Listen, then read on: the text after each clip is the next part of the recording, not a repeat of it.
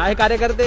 ओम साईराम. आज कुठं धावरा? अरे एका IT कंपनीमध्ये चाललोय. काय झालं माहिती का, तिथला एक पोरगा आपल्या भाऊंकडे आला होता आणि म्हटला की आमच्या कंपनीमध्ये मराठी माणसाला चांगली वागणूक देत नाही, प्लस त्याला फायर पण केला. तिथं जाऊन बघ ना फक्त त्या मॅनेजरच्या ढुंगणाला रॉकेल ओतून कसा फायर लावतो. आणि तो हर आहे ना हर, त्याच्या तर तिथं जाऊन कानाखाली झांजाच वाजवणार आहे. कानामध्ये मराठी गाणीच वाजली पाहिजेत, माहिती ना मग कसं नुसतं झापूक झोपूक झापूक झोपूक. हरो कोण? अरे एचआर रे एचआर, हर.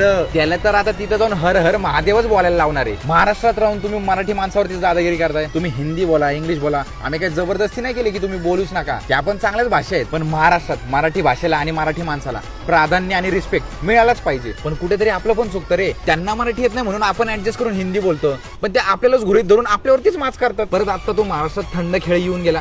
भाऊंनी पर्सनल व्हिजिट दिलेली ना त्याला. थंड खेळ म्हणजे? अरे ते नाही का कोल्ड प्ले, आले आले इंग्लिश मध्ये काहीतरी बोलायला लागलं. ए म्हटलं रात्रीच्या आवाज सकाळी कुठं काढतं. त्याला बोललं मराठीत बोल, तेव्हा कुठं बोललंय नमस्ते जय महाराष्ट्र.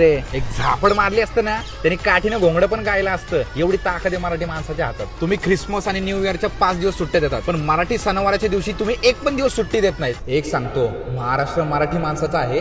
मराठी माणसाने महाराष्ट्रात पाहुणे बनून राहू नका. हॅलो शुभे, त्या कंपनीचं नाव मराठीमध्ये केलं का काय? वॉचमॅननी गेट लावून घेतलंय. थांब जरा तिथंच 5 मिनिटं आलोच. हे चल येऊ का, मॅटर सॉल्व्ह करून आलोच. ओम साईराम.